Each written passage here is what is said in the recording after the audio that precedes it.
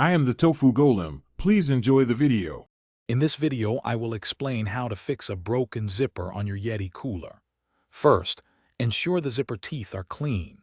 Use a soft brush with mild soap and water to remove any dirt or debris.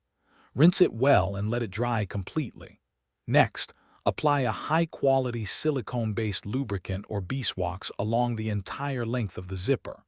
This helps the slider move smoothly and prevents sticking.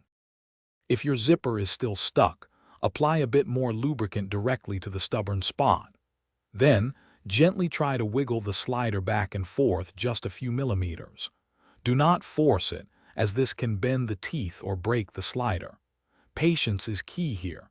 Sometimes it takes several small attempts to free it up without causing further damage. For zippers with separated or misaligned teeth, a careful approach is needed. First, visually inspect the entire length of the zipper to identify any bent or out-of-place teeth. Using a pair of small needle-nose pliers, gently realign each tooth so they are straight and can interlock properly. Work slowly and methodically to avoid breaking the teeth. To prevent future zipper issues, regular maintenance is crucial.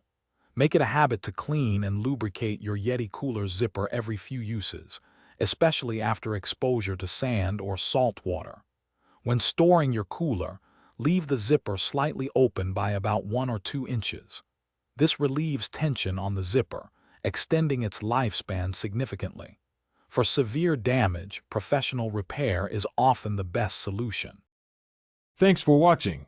Consider subscribing if we helped you today.